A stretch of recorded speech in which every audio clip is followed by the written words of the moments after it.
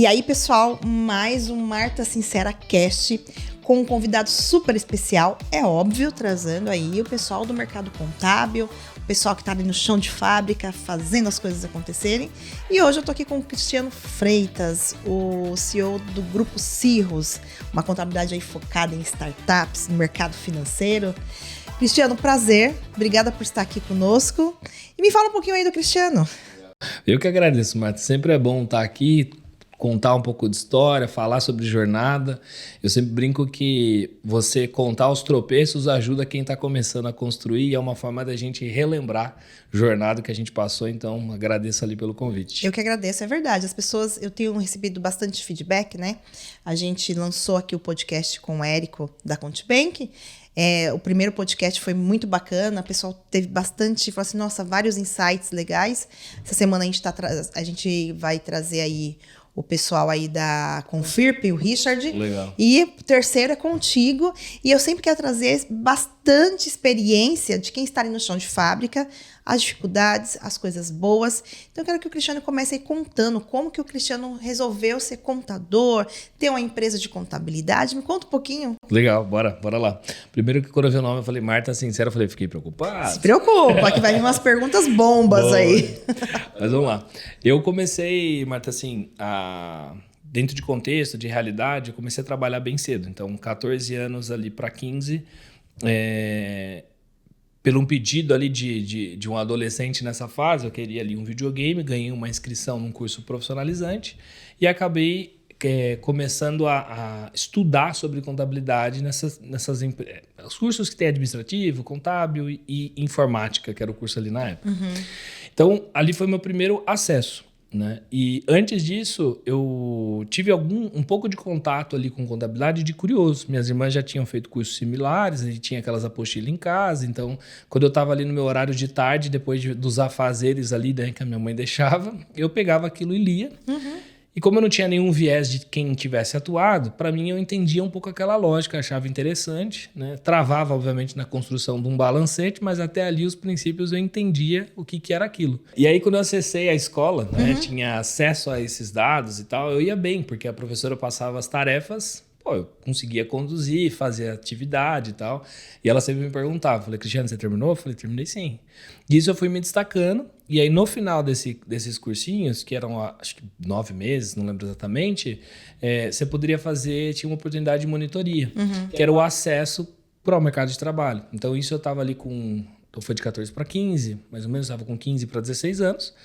E aí pintou a oportunidade e comecei a ser monitor. Então, os alunos que tinham essa aula começava a orientar e monitorar. Depois de um tempo, eu ministrava esses treinamentos de contabilidade. E era um ambiente onde o dono dessa escola também tinha um escritório de contabilidade. Então, outros professores tinham a vivência prática do dia a dia. Bacana. Então, eu trocava muito, aprendia muito. Então, era a dinâmica que eu tinha ali de desenvolvimento. E lá eu também tive acesso à tecnologia. Então, em algum momento, ela perguntou, você quer continuar aqui, na parte mais administrativa, etc., ou você quer ir com os meninos no mundo tech? Né? E eu falei, eu fiquei sensibilizado de ir para o lado de tech, porque era uma coisa que eu achava interessante, era novo e tal. Só que, não tinha acesso, não tinha computador em casa, assim. Minha família é muito simples, então eu falei, não sei quanto tempo eu vou levar. E aí a minha pensamento aqui eu dependo de esforço e livros. Dali eu dependo de um recurso, que era o computador, que eu não saberia se eu levaria algum tempo para ter. Então, pensando em velocidade, eu falei, cara, eu quero ficar aqui. Bacana. E ali, eu fiquei acho que um ano e pouco, 2 anos ali nessa escola, e eu comecei uma carreira horizontal. Então, o que foi horizontal? Eu falei, vou sair daqui, vou para o mercado. Então, fui trabalhando em empresa ali financeira, depois trabalhei em escritório de contabilidade, fui para a indústria. Fui entendendo como era essa dinâmica.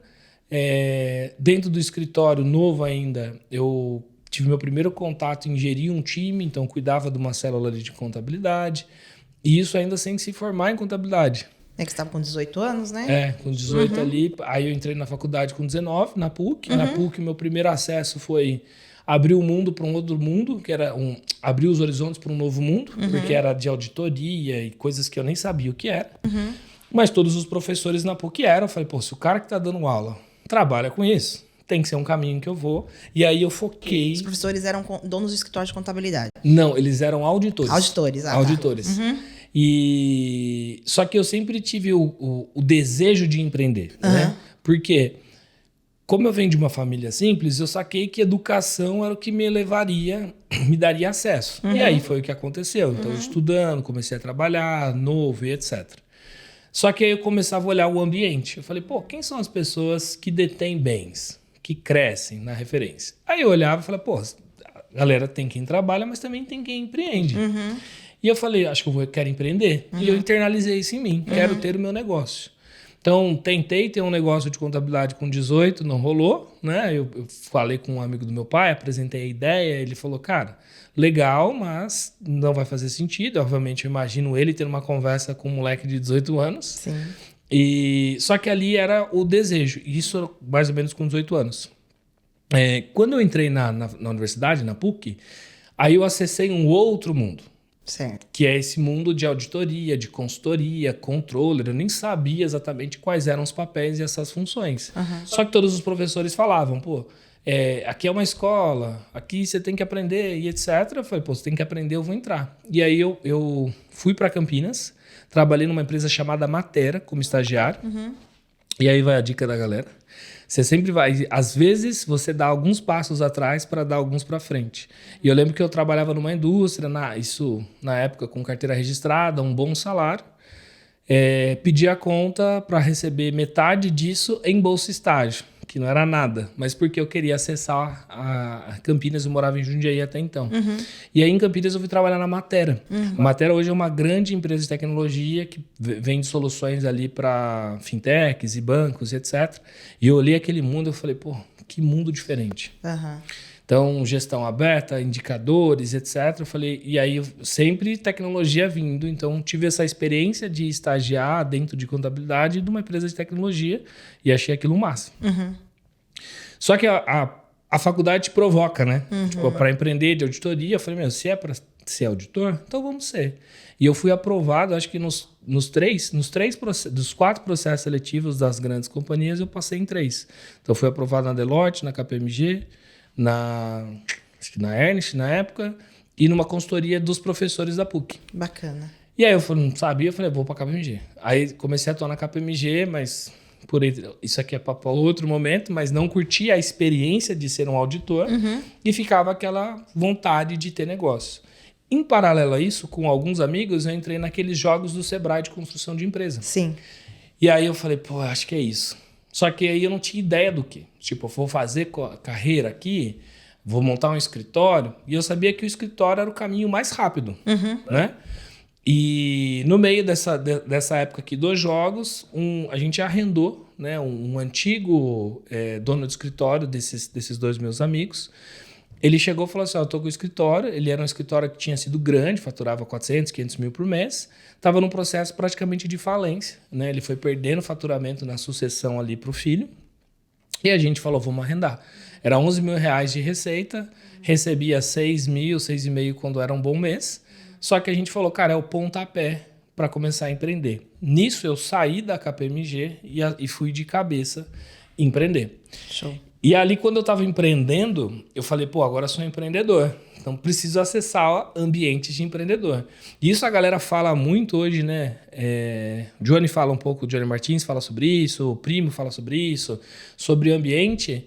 E eu falo assim, eu não falo, eu vivenciei essa parada E aí, Cristiano, todo momento, você né? falando sobre isso, sobre ambiente. Tanto você quanto eu, a gente vem de famílias humildes, da periferia, aqui de São Paulo, você provavelmente lá de Jundiaí, né? Isso.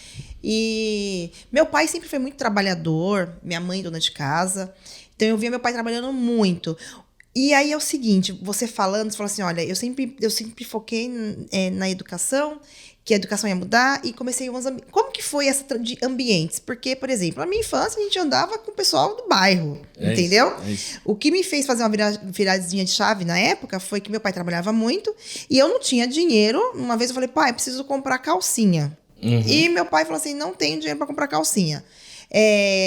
preciso comprar um sorvete. Viu o pessoal tomando sorvete? Quero R$5 para tomar sorvete. Não tinha. Aí eu falei, quer saber? Eu vou trabalhar, porque eu preciso de dinheiro para comprar minhas coisas. E aí a virada foi que eu vi numa televisão lá que tava tendo um curso também. Eu fui me inscrever naquele curso para aprender a trabalhar e ser no estágio. Como que foi esse ambiente? Como foi essa virada? Você viu o quê? Falei assim, porque eu, por exemplo, fui ser empreendedora porque o meu esposo, Alex, resolveu ser empreendedor e eu era CLT, era aquela coisa.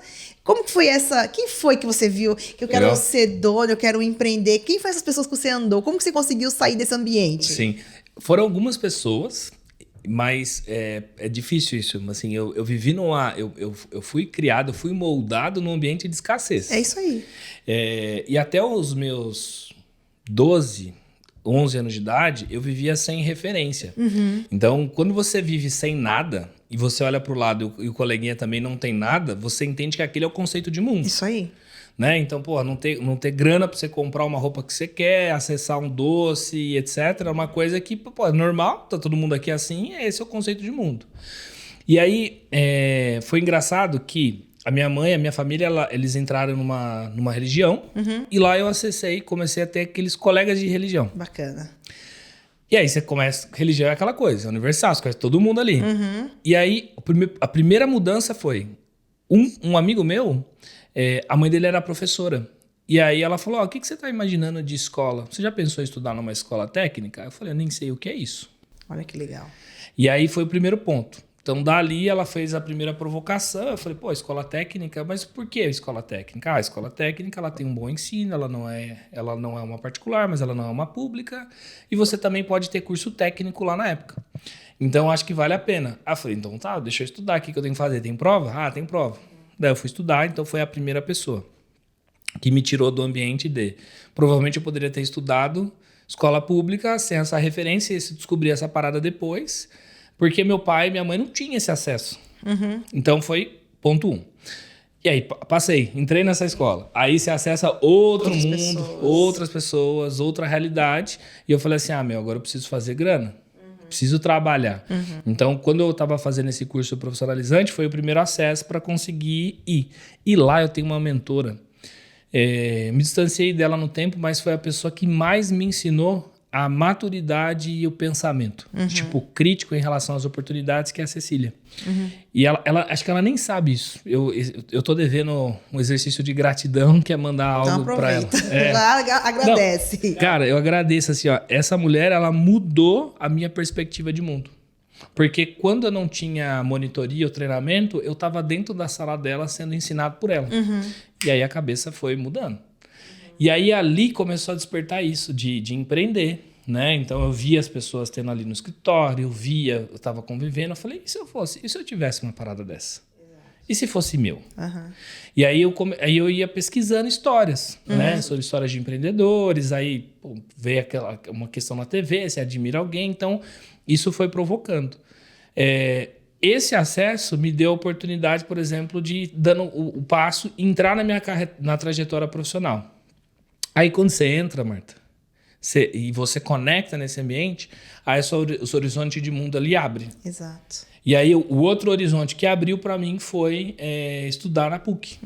Porque daí, eu conhecia uma galera. Aí é outro mundo. Aí o mundo vai avançando, as coisas vão mudando, né? E às vezes eu nem falo disso, mas na época eu morava em Jundiaí, não era nem Jundiaí, é a cidade do lado, chamada Várzea Paulista. E eu fui aprovado no Enem e ganhei uma bolsa integral para eu estudar ali. E aí, só que olha como a cabeça, você toma decisões acertadas, mas só seguindo instinto, né? Eu olhei e falei assim, cara, acho maneiro. A maioria das pessoas que eu convivia na região estudavam naquela universidade. Só que eu lembro que eu tinha lido e falei assim, uma das melhores para você estudar em contabilidade na época, isso era 2006, 2007, era a PUC ou a USP. Aí eu falei assim, cara, a USP não dá para mim, porque eu preciso trabalhar. Eu trabalhava para pagar. E aí eu declinei essa bolsa integral, foquei em trabalhar durante 18 a 19 anos para fazer uma grana e fui aprovado para entrar no programa da PUC e eu falei, eu fui estudar lá. Vai ter sacrifício. Às vezes, vai ter sacrifício. Eu lembro que eu negociei com o meu, que era o dono do escritório na época ainda, um salário maior como estagiário, porque eu falei, cara, você não vai pagar tanto em cargo, mas o salário era o suficiente para pagar a universidade, a van e sobrava R$ 50 por mês ali para qualquer outra coisa que fosse. Então, e eu fazia isso. Cara, tem que trabalhar. Quantas vezes eu voltei da universidade 11 da noite e parava no escritório e tinha que entregar aquilo que eu queria, mas eu me dedicava ao processo ali de ensino. Então, isso foi me moldando. Tipo assim, pô, eu vou ter que trabalhar, eu tenho que estudar, eu tenho que sair dessa realidade. E aí, quando eu voltei, fechando aspas, então, quando eu voltei e eu montei o meu primeiro negócio, eu falei assim, putz, agora, o que eu faço? Tô empreendendo. Sim. Só que se eu ficar aqui, tá confortável. Eu preciso me conectar com outros empreendedores. E aí eu acessei esse grupo de negócio, que era um grupo ali de pequenos startupeiros, né? Então ele tinha lá rede social do Empreendemia, eles faziam um café todo mês. E aí, Marta, os caras falavam umas palavras que eu não entendia bulhufas. Então aqui a gente vai fazer a tese do e aí o chair, e eu assim, eu falei, cara, eu sou muito burro. Por dentro aquela poker face, assim, né? Interessante, bacana. E aí eu falei assim, cara, eu sou muito burro, por que eu não sei? Aí eu peguei, por exemplo, depois do primeiro café, eu peguei o blog desses caras e destrinchei ele inteiro para poder entender o que ele estava falando. E era o meu primeiro contato com as métricas e esse mundo de startup em 2009. E aí eu falei, beleza, é esse desconforto que eu quero ter, que é o lance do ambiente. Aí eu falei, eu quero ter esse desconforto, não quero ser o cara mais inteligente, eu quero ser arrastado. Sim. E aí eu fui conectando com alguns amigos. Então o Luiz, que era um dos empreendedores, ele é meu amigo até hoje. O André, que era um advogado focado em tech. Então eu conheci ali, foi um núcleo duro. E aí, só que ainda não era Cirrus. Todas essas relações, esse escritório, esse dia a dia era nesse escritório que eu tinha arrendado. E em 2013, 2012, 2013, começaram a ter os programas do próprio governo de incentivo à empresa de tecnologia. Aí eu falei, essa parada vai estourar. E aí eu falei, o que a gente pode fazer em contabilidade para ser diferente? E aí eu falei, nicho. Porque eu fui olhando para as outras empresas. Começou a sair sites específicos de camiseta básica para homem, só para mulher, só para criança, só para decoração. Eu falei, se a galera está nichando, tem um propósito. Porque você reduz basicamente o seu campo ali possível de atuação, só que você tem que entregar algum valor adicional. Na minha cabeça. Eu falei, deixa eu estudar essa parada. E aí eu vi que isso era um princípio também de tech. Então, muitas vezes você começa com um nicho pequeno, para você entender dor, validação, e aí você expande. Eu falei, cara, quero fazer isso em contabilidade. Bacana. E eu cheguei pro meu sócio e falei, galera, acho que a gente teria que segmentar em tecnologia e abrir mão dos clientes na época. E aí uma pergunta, Cristiano, é o seguinte... E tomei um grande não, né? Obviamente. Provável, né? Você falando essa questão do nicho, como você estava muito inserido no meio tecnológico, startups, isso nesse meio a gente sabe que a mentalidade é bem diferente do mercado contábil, por exemplo, e infelizmente que agora que as pessoas estão começando a abrir assim, ainda tem uma dificuldade. Você olhar para o mercado contábil também, você fala assim, vou olhar para os meus concorrentes, tem alguém que eu possa, na época você se inspirava, você procurava assim, deixa eu ver como que é esse mercado que eu estou empreendendo. Existia isso em 2012, 2013? Como que era? Eu olhava para o lado para buscar essas referências, mas eu não encontrava muito. Tá. E aí, o que eu comecei a buscar as referências? Nas empresas de tecnologia. Entendi. Como elas ofertavam, como elas vendiam, como elas se posicionavam. E eu falei, putz, aí tem algo legal. Até que no outro escritório, eu falei assim, o que é essa parada de Scrum e tal? De metodologia ágil. Aí eu fui fazer um curso, o único contador lá no meio do monte de dev, eu lá em Campinas. Aí o cara olhou para mim e falou, mas por que você tá aqui? Eu falei, cara, quero entender esse mundo e quero saber como aplicar dentro do escritório. E ali eu comecei a sacar, Marta, assim, proximidade. Então, quando eu falava com empreendedores de tecnologia e eu falava a linguagem dele, eu entendia o que era a dor do cara, eu conectava. Sim. E eu falei, putz, acho que foi daí que foi minha aguça. Não é que o nicho, eu acordei um dia de manhã e falei assim, vou só atender tecnologia. Foi uma parada que eu fui estudando desde 2009 Em 2012 em diante, eu comecei a falar assim, puta, eu acho que esse aqui é o caminho, mas ali ainda era sobrevivência, era um escritório que atendia todo o negócio. Então, de manhã eu estava lá no varejo do seu Sérgio, que vendia verdura, à tarde eu estava na indústria, na revenda de peça, e cada momento desse era um mundo totalmente diferente, porque cada um dele tinha uma dor, ele queria tratar sobre um tema. E aí eu comecei a levantar essas hipóteses, entendeu? E se eu atendesse um só segmento? O que muda no escritório? Eu falei, putz, você tem menos regras tributárias, porque você vai estar lidando com um tipo de negócio. Putz, você vai ter menos formatos de interação, porque você vai chegar, se a Marta gostar de WhatsApp, o Cris provavelmente vai gostar também, então vou ter um único canal. Obviamente não era isso que rolava tanto na época ali de ferramenta, né? Mas eu fui mapeando isso. E aí, na hora que eu vi que, pô, vai dar bom, e eu vi o mercado, entrando investidor, chegando fundo grande, essa relação que a galera botava a grana em negócios que estavam se propondo a resolver dores, e eu olhei para o Brasil, o tamanho que estava, eu falei, acho que esse negócio vai dar bom. E aí, em 2013, só que isso assim, galera, né, a dica para vocês assim, a gente procrastina, sempre, né? E inclusive, por mais que eu tinha certeza, eu não consegui chegar numa decisão com os meus sócios no final de 2012. Eu meio que falei, putz, então vamos lá. Mas por quê? Eles não quiseram? Acharam loucura da sua parte? Eles falaram assim, cara, você vai restringir o mercado, como que a gente vai crescer? Se chegar um cliente aqui, a gente não vai atender e etc. E eu não tinha todos os argumentos. Eu tinha a intuição. Mas o argumento ainda? Ainda não tinha construído.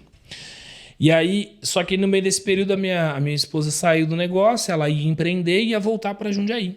E aí eu cheguei pro meu sócio e falei assim, cara, hoje eu vou sair. Então, minha esposa vai voltar, vou voltar com ela, não quero continuar assim, eu vou fazer a cisão aqui do escritório com vocês. E peguei a carteira de tecnologia que tinha, que daí eu voltei para os mesmos R$6.000 de receita que eu tinha lá no outro começo, depois de 5 anos. Ninguém entendia nada, falei, pô, você é louco. Porque ali o escritório estava faturando 80, 100 mil, tinha um faturamento, já tinha um salário, eu falei, lá vamos a gente pro all-in de novo, né? Jogar o game. E foi aí onde aí deu errado esse negócio da minha esposa e ela falou, então vem junto, porque a gente já discutia sobre empreender, falei, vamos tocar a Cirrus. E aí foi aí que as respostas começaram a vir, que eu falei assim, então tá, então a gente vai montar a Cirrus, a gente colocou, o nome, esqueci o termo, mas é Sinergia Humana e Soma. Falei assim, a gente vai criar um negócio baseado em pessoas que vai entregar valor, né, em sinergia um para o outro, e a gente entrega a soma, a gente crescimento para o colaborador ou para o nosso cliente. E aí eu coloquei toda a energia em cima disso. Uma pausa aí, perguntando para você, que eu sempre pergunto. Uhum. Essa questão de olhar para pessoas, para tecnologia, isso você foi aprendendo com as startups, com as empresas de tecnologia? Foi esse conhecimento. Porque, por exemplo, eu sou empreendedora, e, Cristiano, como a Marta sincera, eu vim olhar para... São 20 anos de DPG. Eu vim olhar para esse negócio de pessoa tem 5 anos. Sim. Eu comecei a acertar com pessoas tem 2 anos.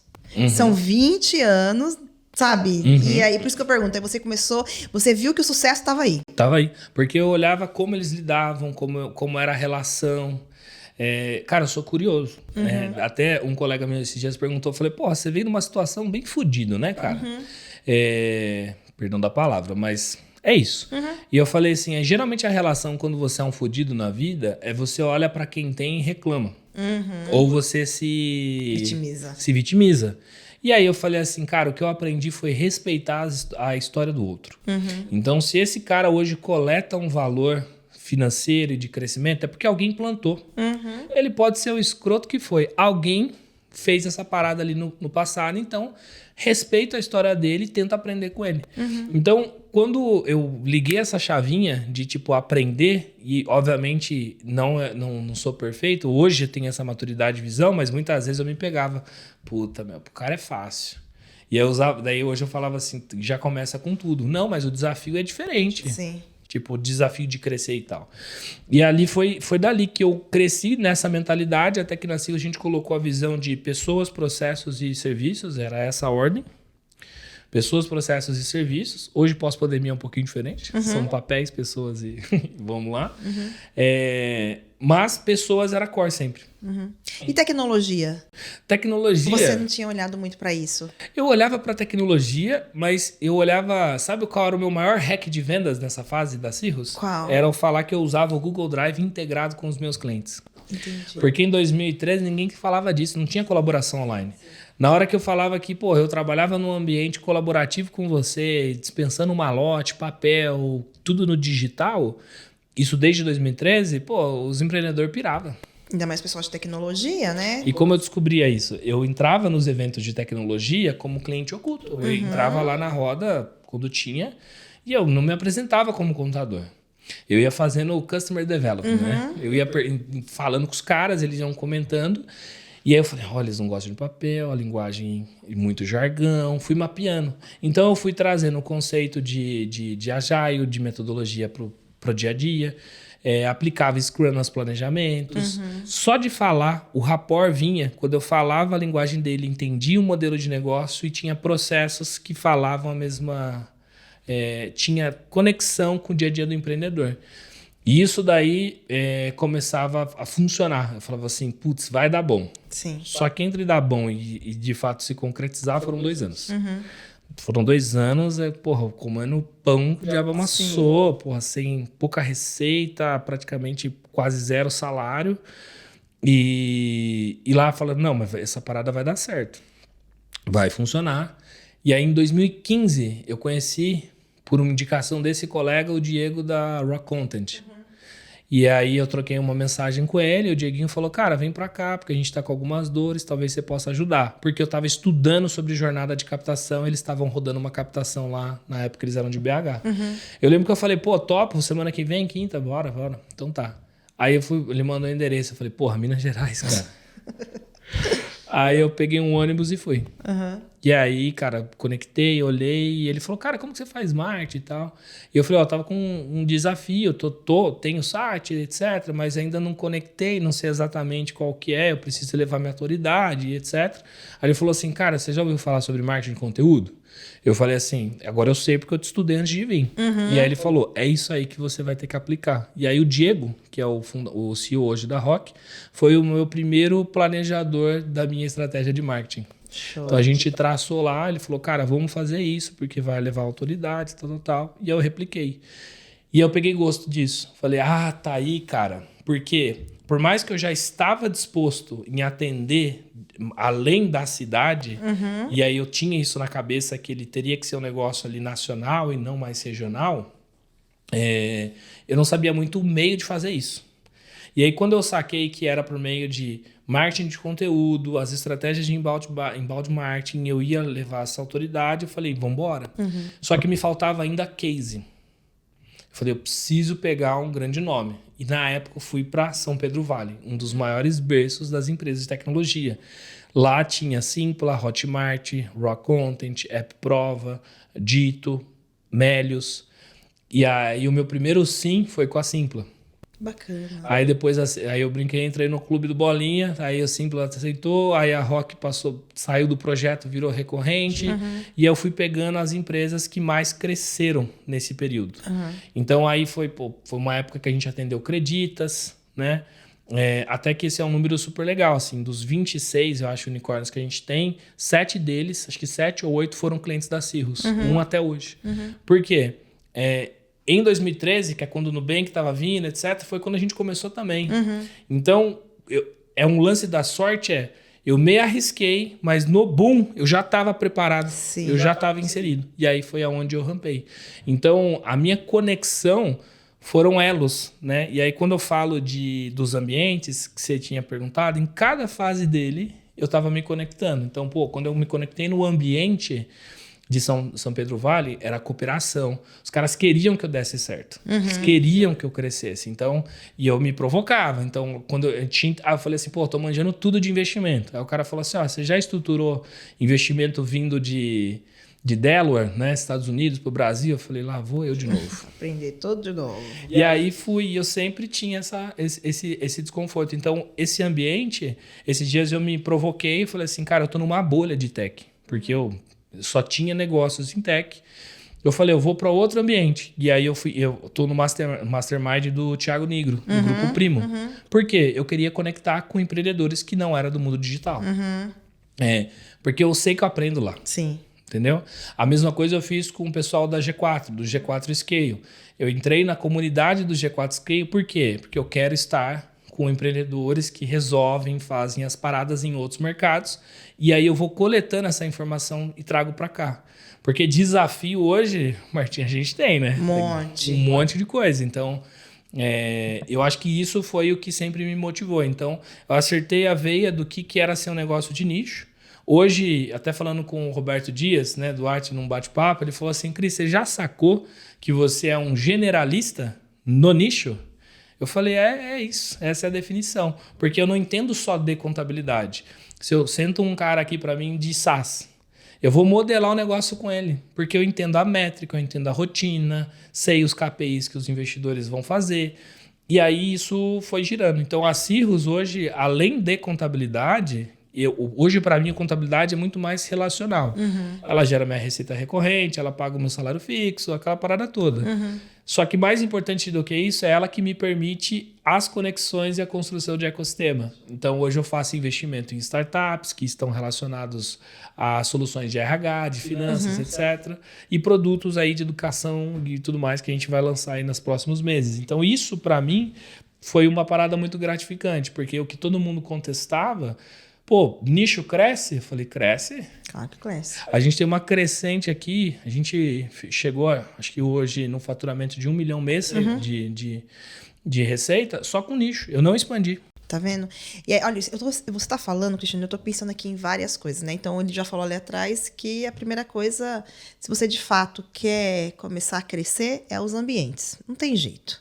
Isso daí, infelizmente, às vezes as pessoas assim, nossa, você vai ter que abandonar as pessoas que faziam parte. Gente, faz parte, porque se você quiser evoluir, a gente vai precisar de pessoas que sejam melhores que a gente, né? Então, assim, o segredo, gente, não tem segredo. O segredo é você realmente estar com pessoas melhores que você. Segunda coisa, e ali em paralelo, é estudar. Então, você viu que a pessoa que, de fato, consegue mostrar um valor para outra pessoa, ela tem que entender a linguagem, ela tem que estudar, conhecer o mundo e, às vezes, até mostrar um pouco mais daquilo que aquela pessoa sabe, até trazer um valor a mais ali para ela. Ou seja, não adianta, você vai continuar no mesmo lugar se você não quiser se aplicar em estudo. E aí, Cristiano, a pergunta para você vai... você fica desse mundo, tá ali com as startups, o pessoal de tech. Como foi isso passar para o seu time? Porque uma coisa é você atender esse pessoal, tá ali na frente, fazendo a modelagem de negócio. Outro dia, no dia a dia, que você não vai dar conta de atender todo mundo. Como que foi esse desafio? É um desafio ainda? Não é um desafio? Como que está sendo isso? Porque eu vejo que tem muitos contadores que estão lá com o seu negócio e tal, que começa a fazer network, porque marketing é isso e vendas é isso, né? As pessoas não entendem muito, mas você tá no digital, tá no presencial, veja que você sempre investiu muito em marketing. Híbrido, né? Exato, mas você olha o marketing como estratégia. Porém, as pessoas às vezes têm muita dificuldade, falam assim, caramba, eu tô atendendo o cliente aqui, só que se eu passar pro meu colaborador ali, ele não vai fazer igual, ele não vai pensar que nem você. É desafio ainda? Já foi? Como que você superou isso ou ainda não? Me fala um pouquinho sobre isso. Não, pessoa sempre vai ser desafio. Isso é fato. Mas já foi uma dor maior do que o que é hoje. Mas, porque vender serviço, eu brinco que ele é muito ingrato. Você recicla a sua mão de obra. Então, o processo ali de educação, plano de desenvolvimento, de treinamento, ele é uma constante lá nas minhas pautas de RH, para falar sobre isso. Sim. Porque... hoje, ainda a gente é remoto first. Então, a gente trabalha remoto. Então, eu perco um pouco o aprendizado de ambiente. Sim. Que eu tô aqui conversando com você, o estagiário tá aqui só de bituca. Exato. Ouvindo a conversa. Então, a gente tem que pensar os formatos hoje de como que eu treino, como que eu ensino e o que eu ensino. Então, quando eu falei que a gente inverteu o processo, né, de pessoas, processos e serviços, a gente colocou papéis. Porque os papéis me respondem qual é a pessoa ideal para aquela cadeira. E aí, quando eu sei isso, aí eu falo, mas eu vou ser guiado por processos e por oferta de serviços. Então, a gente meio que está numa fase dessa nova, né, desde 2022, olhando muito para esses programas de educação. Até que a dor do educacional, ela veio por uma dor interna. Porque é passar esse conhecimento adiante. É o que eu falei, você ser um profissional generalista é difícil. Então, hoje eu tenho ali os líderes que a gente formou dentro de casa, tenho analistas que acompanham a gente há alguns anos, então eles ajudam a você transmitir isso, você chegar num processo de formação ali de time. Mas é difícil porque depende do interesse do outro lado. Então tem muita gente às vezes que está dentro do escritório, que você vê que o cara ele precisa ser puxado, ele precisa ser... validado, então a gente olha quanto ele está engajado de desenvolvimento, de programas, etc. Mas é uma pauta constante de desenvolvimento e de melhoria, mas pessoas eu acho que ainda é o desafio 1, né? Porque você tem que treinar, desenvolver e garantir que o processo aconteça como você precisa ser. E isso é uma parada que eu faria diferente hoje tendo um outro negócio. No começo é o que você falou, o cara fica empolgado, né? Porra, cliente e tal, e aí você escala sem estrutura. Eu fiz isso. Porra, é terrível. Bem-vindo ao mundo real. Quem não faz isso? Quem tem a veia vendedora, né? Então a gente faz isso. Porra, eu lembro que eu escalei, uma época chegou 40 clientes, né, no escritório. Aí eu falei, porra, inferno. Como eu vou fazer essa parada sem onboarding desenhado? Sem nada. Só fala, bora. Porque antes era assim, chegava 2 caras, eu falei, deixa, a partir do mês que vem eu apuro seu imposto, faço sua contabilidade, calculo a sua folha. Na hora que bateu 40 pessoas, eu falei assim, e aí? E aí, porra, gera gargalo contábil, no fiscal, no DP, foi o caos. Então a gente veio passando por um processo de lapidação e melhoria dos processos desde 2018. E tecnologia pra gente, a gente nunca passou por uma transformação digital, porque a gente já nasceu digital. O que a gente passa é numa mudança da nossa caixinha de ferramentas. Conta Azul, OMIE, IA e a parada toda que a gente tem hoje disponível, a gente fica entendendo aonde ela encaixa dentro da nossa rotina, dentro dos nossos processos. Mas, tipo, a gente já nasceu em nuvem, em compartilhamento, então isso era a gente fala, é um must to have, né, dos nossos caras. É obrigatório ter isso, senão não atendia. Sim. Nossa, Entendeu? E não tem jeito, né? Você falando dessa questão de pessoas sempre vai ser um desafio. É um desafio que a gente tem que todos os dias treinar, todos os dias ter um programa, ter RH estratégico, que às vezes muita gente, né, Cristina, acha que RH é abraçar árvore. Não tem nada a ver com isso. Você tem que ter um RH estratégico dentro da tua empresa. Qualquer empresa, qualquer contabilidade, agência, enfim. É o que eu faço. Se eu pudesse olhar para trás, eu também falaria. A primeira coisa que eu teria era um RH. Se eu soubesse o que eu sei hoje, né? Mas, infelizmente, a gente vai aprendendo, errando, acertando e assim vai fazendo. Você disse que você está se conectando com outros empreendedores e tal. Eu sei que vocês estão montando para o presencial, né? Eu não sei se é isso mesmo. Eu não vou... mas pode concluir, não. Sim. Então, assim, você está se conectando com outros empreendedores, acho que você está voltando ali para o presencial. Qual que é a ideia daqui para frente em relação ao seu negócio, a sua empresa de contabilidade? O que você espera aí do futuro? Vamos falar um pouquinho também sobre essa questão da reforma tributária. Você já é um visionário, a gente sabe que isso vai impactar muito. Eu até brinco que vocês têm aí 10 anos de aviso prévio, a gente aqui também, já que a gente atende contadores, né? 10 não, 7, vai, coloca aí 7 anos por aí. E aí, como que é tudo isso, né? Para futuro, nicho, reforma tributária, me fala um pouquinho sobre isso. Legal. Acho que até da Cirrus, assim, a gente não está voltando pro presencial, mas a gente voltou a ter o nosso hub de conexão. Por quê? Hoje o time ele fica todo remoto. Só que quando a gente faz planejamento trimestral, aí vem todo mundo para a sede. Entendi. Então a gente tem encontros no ano, que podem ser mensais ou trimestrais, para afunilar um pouquinho cultura, engajamento. E eventualmente, se der algum BO, o cara não tem onde estar, ele pode acessar lá o escritório, tá lá livre para eles, né? Mas a estrutura de trabalho dele é remoto. E quando vai para o criativo, né, quando a gente está discutindo sobre marketing, sobre vendas, sobre visão e etc., essa troca dentro do escritório ela favorece. Então a gente voltou a ter esse hub, mas ainda sem essa parada de ser híbrido, obrigatoriedade, porque a gente entende que ganhamos produtividade, a gente trata isso como um programa dentro de um benefício para os colaboradores e a gente hoje metrifica tudo. Então, tipo, e a gente é foda porque ser humano a gente tende a controlar. Falei, essa parada não tá funcionando. Então traz todo mundo para cá que eu vou controlar ali mais de perto. E a gente tá indo por outro caminho. A gente tá tentando manter isso remoto e funcionando dessa forma. Então esse é o desafio. Só que a gente está, obviamente, numa fase, então, por exemplo, até de talento. O nosso onboarding, antes a gente fazia ele digital. Aí a gente vai passar a fazer ele presencial, para ativar o cara, a cultura, tá ali no DNA e etc. Sim. Porque a gente vê desafios pela frente. Então a gente estava falando aqui nos bastidores antes de começar. Hoje, eu estava brincando com o ChatGPT ontem. Né? Tipo, cara... Análise de demonstrações financeiras, você pode pedir para ele fazer. A gente não precisa mais fazer. O Lucas, da RSM, colega, a gente estava trocando, ele falou assim, ele testou o ChatGPT para fazer conciliação bancária. E fez. Com mais assertividade, numa velocidade de tempo muito melhor do que a gente.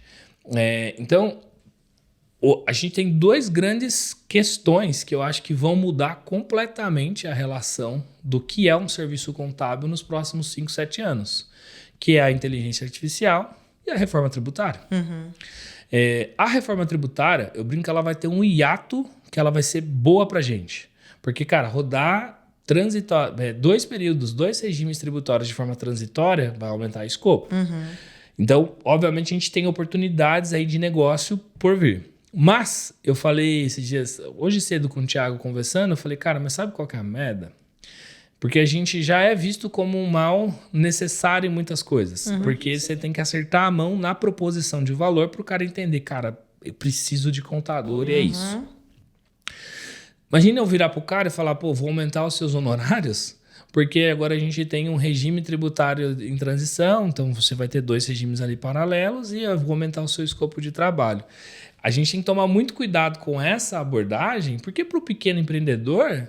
Cara, mais burocracia, mais mal necessário. Exato. Então, a gente, por mais que a gente tá aqui num lado de, ser consultivo, de vender essa estratégia, né, para os empreendedores, estar ali dentro do dia a dia, a gente toma essa pancada aqui de burocracias que a gente precisa ir se adaptando. Então, tem que tomar muito cuidado para não voltar a ter o viés de processamento, de emissão de guia, de conformidade e esquecer de entregar essa proposição de valor.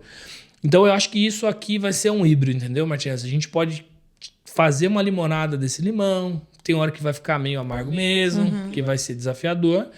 E inteligência artificial, eu entendo que a gente está na pontinha de tudo. Eu acho que vai reinventar a forma como a gente lida nos processos de atendimento, de relacionamento e principalmente áreas operacionais. Meu time está em pânico, né? Esses dias eu sempre recebo, crise e IA no nosso mercado. Falei, gente, já está escrito, já tem estudo que falou que contabilidade é 100% de substituição, mas a contabilidade processual. O lance é como a gente vai utilizar essa ferramenta para mudar a forma como a gente oferta o nosso serviço. Aí que tá a brincadeira. Então, quando eu olho para Cirrus Contabilidade, do jeito que é hoje, para mim é prazo de validade. A gente vai ter que reinventar ela como oferta, como serviço nos próximos 5 anos. Não é só você, né? A gente aqui também, todo mundo. Né? Eu acho que a única coisa que não ser reinventada é comida, mas de repente, né? Vai que, né? Só que aí vem o que a gente cria, que é o conceito de ecossistema. Por que as marcas, querem contadores para canal? Porque contador, cara, você chancela. Sempre é isso. Vai trocar sistema, deixa eu ver com o meu contador. Exato. Vamos botar um sistema de folha, deixa eu ver com o meu contador. A gente já é acessado. Só que agora o que nós estamos sendo provocados é que a gente passa a ser uma plataforma de oportunidades, além do contábil. Então eu acho que vai ser bom. Eu acho que contabilidade logo mais, daqui 7 anos, pode ser ofertada de graça. o processo que você está fazendo.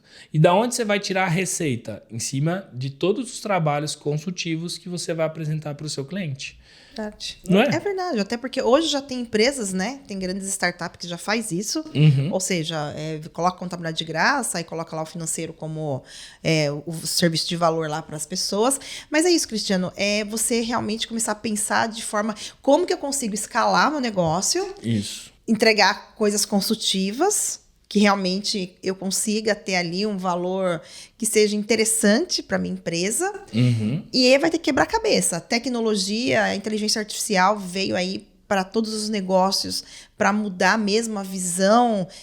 Ou as pessoas vão começar a pensar mais, ou as pessoas vão realmente começar a ter uma demanda muito grande de pessoas desempregadas. Porém, até eu estava lendo esses dias que uma das habilidades do futuro 2025 é você, em primeiro lugar, você ser analista, né? Então, se você... E aí é uma coisa boa para os contadores, porque o contador tem essa parte mais analítica, né? Então, isso já é algo que você consegue... de fato, colocar aí dentro do teu mercado. Então, se é uma habilidade do futuro, o contador aí aproveita para trabalhar muito mais seu analista e, em conjunto, relacionamento. Porque nós nunca vamos deixar de se relacionar. E você vê a venda, o marketing, ele acaba acontecendo porque a gente se relaciona, porque as pessoas nos veem, porque a gente está ali conversando. O que a gente está fazendo aqui? O que eu estou fazendo com o Cristiano aqui hoje? A gente está fazendo um relacionamento, trazendo conteúdo. É claro, é um conteúdo genuíno, mas no fim, isso daqui, se a pessoa está do outro lado assistindo, ela acaba... Exato, desperta interesse. Então, essa é a grande jogada. E aí, Cristiano, caminhando aí já para o fim, você percebeu que marketing, vendas, estava na sua veia, pelo tudo que você me contou aqui, isso aí já vem desde a adolescência. Você percebeu que esse negócio de relacionamento, e você fez muito isso dentro do seu negócio. Hoje você tem um time de marketing, de vendas. Como que é essa estrutura lá? E o que você deixa de dica aí para os contadores em relação a isso? Tá, não, legal.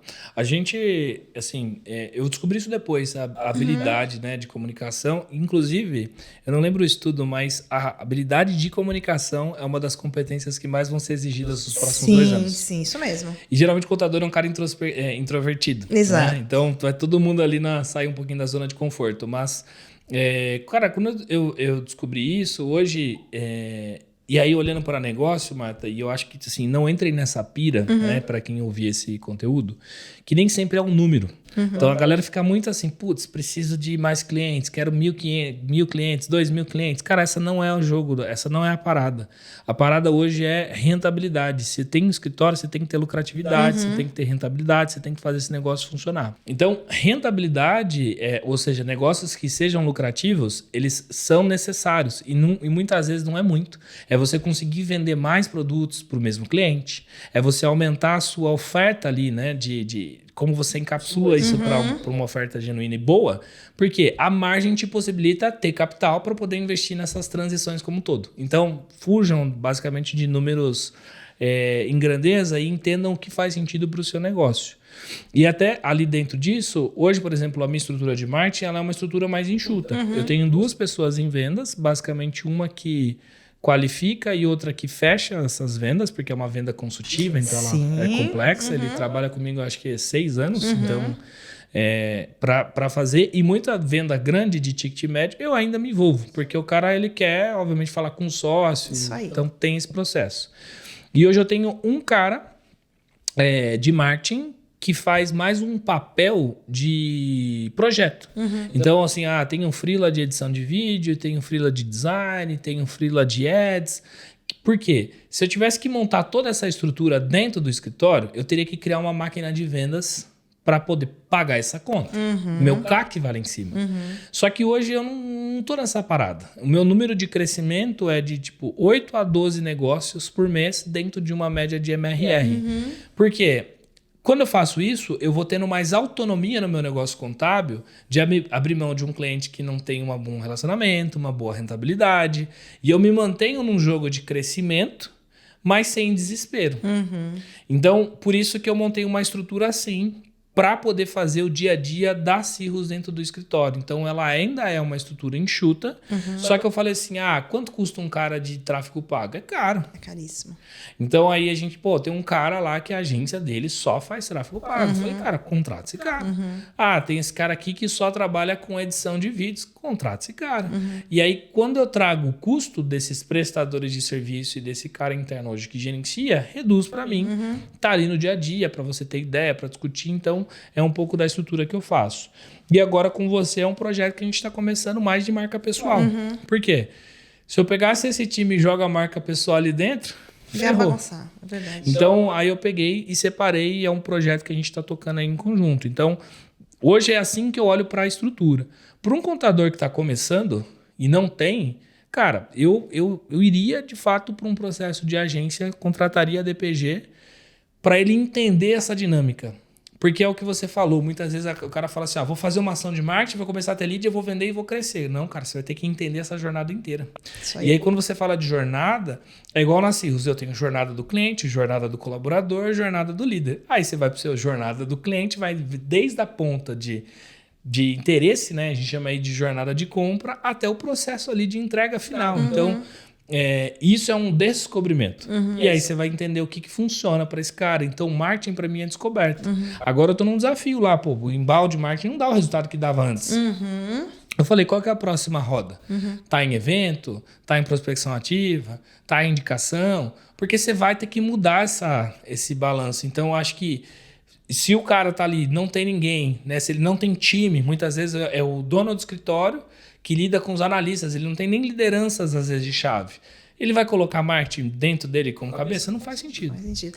Nossa, Cristiano, muito bacana isso que você está falando, até para vocês entenderem, gente, que, infelizmente, o mercado foi prostituído por vários influencers, gurus, e as pessoas acham que, eu tenho um site, faço conteúdo lá no blog e vou bombar de vender. Nice. Ou faço uns videozinhos. E desde o começo, vocês prestaram atenção, desde o começo o Cristiano está falando sobre o quê? Dele estar em lugares, dele conhecer pessoas, dele ser indicado, ele está lá na internet, ele está com blog, ele está com vídeo, ele usa o marketing como estratégia. E ele acabou de falar, olha, se o inbound marketing já começou a não ter resultado como tinha antes, qual é o próximo passo? Ou seja, tá ligado. Mas isso não quer dizer que ele vai abandonar o inbound marketing. Sim. Vai continuar. Agora ele precisa dar os próximos passos em relação. E cada vez mais, tráfego pago tá caríssimo, tá muito caro. E aí, quais são as estratégias que ele consegue fazer para, de fato, atingir o público que ele precisa? E outra coisa interessante que ele disse também foi, eu não preciso ter milhões de clientes na minha carteira. Eu não preciso ficar com aquela ideia. A gente vê, o cara tem 1.500 clientes, o cara tem 1.000 clientes, o cara tem 800 clientes. Gente, é um negócio da pessoa. O que você tem que olhar de fato é para a rentabilidade do teu negócio. É ver, sabe, olhar para números, olhar muito para a gestão. E o que eu percebo, Cristiano? Quando o contador ele faz o básico, feijão com arroz, que é olhar para a gestão, olhar para os números, ele começa a ter o seu crescimento, ele começa a caminhar e não ficar olhando para a grama do vizinho. Às vezes a gente fica olhando para a grama do vizinho e fala assim, nossa, o cara tá lá bombando, tá fazendo mil e uma coisa, e não é verdade, gente. Ele sabe, o vizinho sabe quais são as dificuldades que eles têm, que todo mundo tem. Não existe empresa da Disney é só na Disney, e lá também tem os problemas que lá eles conseguem. Um monte, né? Um monte. Então, assim, você tem que ter esse pé no chão de saber que, olha, eu faço as coisas acontecerem, mas de forma mais pausadamente, pensando nisso. E tá aí o Cristiano, que a gente vê aí, que eu vejo bastante, já sigo ele faz muito tempo, conteúdo no YouTube, conteúdo no blog, e a gente vê que ele não faz esse auê em relação a número de clientes, em relação... Ele ia estar falando assim, olha, às vezes eu volto para trás, não passo para trás, revejo e vou seguir em frente. E é isso que tem dado certo, né, Cristiano? É isso. E são platôs, né, Marta? Às vezes o cara atingir 1 milhão de faturamento é uma coisa, atingir 5 é outra, atingir 10 é outra, e é assim sucessivamente. Então, o meu negócio ele continua crescendo. Só que está mudando a minha maturidade de como eu enxergo ele. Exato. Né? E eu acho que é esse exercício. Teve uma época que eu fazia os trabalhos ali com a Conta Azul, viajava muito, eu tinha muito colega, né, contador ali, que entrou nessa fase de influencer e tal, e curso, etc. Eu deixei de seguir todo mundo. Por quê? Mental. Beleza, galera? Eu não queria ficar olhando pro pro jardim vizinho. Exato. Aí o que eu mantinha ali? Eu seguia os empreendedores, que eu queria ver o comportamento de onde eles estavam. Mas chega uma hora também que eu fiz uma limpa lá. Não é porque eu não gosto ou desgosto, não, porque eu queria manter o foco. Exato. Às vezes o cara publica assim, estamos aqui lançando a nossa parceria para oferta tal, produto Y. Aí você olha e fala, cara, o cara lançou antes de mim. E aí você atropela o seu planejamento, porque você cria uma sensação de perda. Mas na real, o cara nem começou a fazer ainda. Ele só tá promovendo. Fazendo barulho ali na internet. Então você tem que... Eu acho que o meu conselho é assim, fique fiel ao seu planejamento. Isso aí. Nossa, top. Planeja o que você espera. E, cara... Você não controla resultado, você controla processo. O Bernardinho fala muito isso e eu confio. Mas eu quero que dá mais leads. Cara, qual que é o processo? Tem que produzir conteúdo, tem que fazer evento. Fique fiel ao processo. Isso você controla, meu irmão. Agora, quanto que isso aí vai coletar ali na frente, o positivo vai ser uma consequência. Então, foque em cima daquilo que você pode realizar e fazer. E aí, o que você falou não faz sentido para você, como empreendedor contábil, comprar um curso de tráfego pago, porque você tem que fazer os seus anúncios. Não é seu core, meu irmão. Né? Mas tem muita gente aí vendendo isso para contador, infelizmente. Mas assim, eu falo assim, eu não gosto de ser eu gosto de ser o mais burro da mesa. Isso aí. Mas quando eu vou contratar parceiros, você tem que ser um generalista. Exato. Para você entender o que está sendo proposto. É isso aí. Mas se você fazer o curso nesse intuito, beleza. Agora, se você faz o curso no sentido de vou fazer eu mesmo, eu acho que fuja disso, porque o seu tempo é melhor aproveitar de outro lado. É que nem eu aqui querer fazer o trabalho de gestão de RH. Eu aprendi, eu sou generalista. Isso. Porém, eu tenho uma consultoria, eu tenho pessoas acompanhando o processo, porque, você acha que eu vou parar de fazer aquilo que eu tenho que fazer eu tenho que empreender, eu tenho que ser gestora de um negócio. Foca no que você consegue resolver, né? Exato, focar. E você, olha, Cristiane, e vou falar das 3 pessoas até agora, que esse é o terceiro que veio aqui, os 3 têm um segredo. Sabe qual é o segredo? Vocês focam. Foco. Por exemplo, o Érico da Contibank, na mesma linha, o Richard da Conforto falou assim, que eu perguntei, falei assim, olha, Richard, deixa eu fazer uma pergunta pra você, Marta Sincera entrando em ação. Eu nunca te vejo em eventos de contadores e tal. Aí eu falei assim, Marta, respeito muito meus colegas, gosto muito, acho que eles têm muita coisa pra ensinar, porém eu preciso ter foco no meu negócio. Eu ficar olhando pro pessoal, de evento em evento e tal, meu negócio, eu falei assim, eu tenho 350 funcionários, eu faturo 55 milhões ano. Pensa o que eu tenho na mão pra gerir. E aí que você falou uma coisa muito interessante. Às vezes a gente fica olhando, e eu fiz a mesma coisa, faz uns 3 meses que eu fiz uma limpa também. Porque aí eu fico olhando pro mercado e falo assim, meu Deus do céu. Tô atrasada. Não tô, meu Senhor, Jesus, nossa, olha o que a pessoa tá fazendo, olha viagens, não sei o quê. Eu falei assim, meu pai, a gente fica, né? Então eu falei assim, não, Marta, foco, você tem coisas pra resolver aqui, vamos resolver o que tem que resolver, porque senão, se você ficar olhando pra grama do vizinho, ok, ótimo, que bom pra eles que estão conseguindo, ou se não estão, sim, mas é o negócio deles, é o planejamento deles, o meu tem que ser meu, e é isso. O segredo é o foco, por isso que você tá conseguindo aí avançar. Isso. Cristiano, é difícil, né? É difícil. E é difícil a gente não procrastinar, é difícil a isso. gente não fazer as coisas. Último recado aí que você deixa pro pessoal, pros contadores, seja eles que estão iniciando, seja eles que já estão dentro de uma jornada, seja eles que já são grandes. Contabilidade tem futuro? Não tem futuro? Uhum.